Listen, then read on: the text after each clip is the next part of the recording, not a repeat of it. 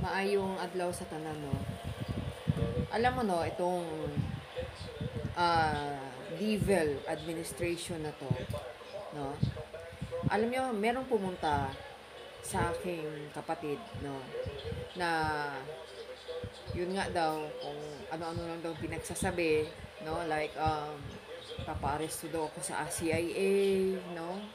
Need ko na daw talagang bawiin ko daw kung ano yung testimony ko. Alam niyo, sa totoo lang, ano, kahit na I admit, no, na dilawan yung aking kapatid, no, because sa lahat ng mga pinagagawa nito nila Antonio Trillanes, no, ngayon naging pro Duterte na siya.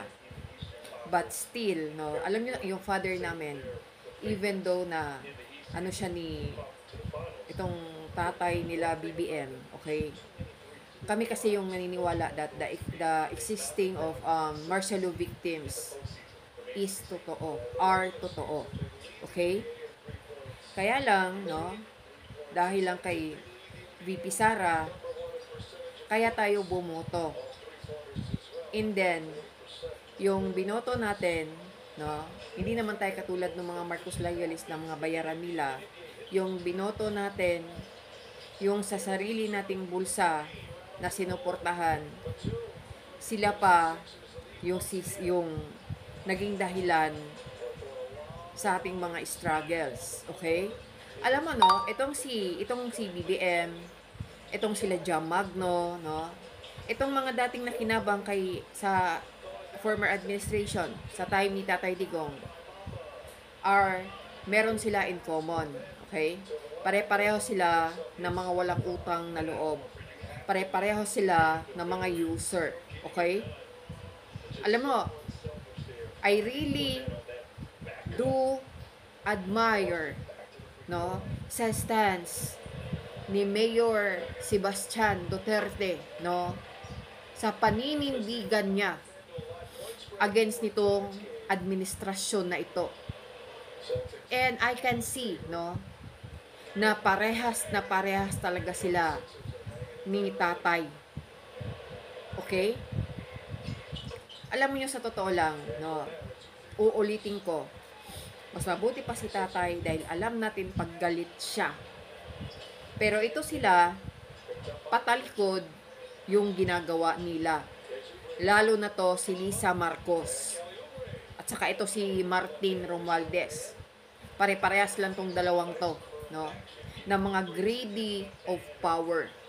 Wag nyo kaming susumbatan ng kung ano-ano.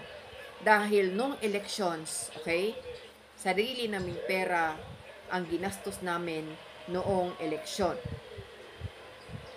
Okay? Katulad lang ng ginawa nyo kay Pastor Kibuloy na sa lahat ng effort ni Pastor through SMNI, no, para lang mapakinggan ang boses mo BBM, no, ito pa yung ginagawa nyo sa amin.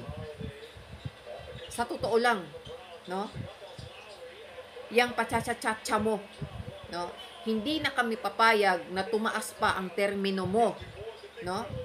Wala kayong delikadesa tapos sasabihin mo fake news. Anong fake news, sir? Anong fake news? Hirap na ang buhay ngayon dahil sa nagmamahalang bilihin. Huwag mong sasabihin yung ibang bansa ganito, ganyan para lang makalusot ka lang.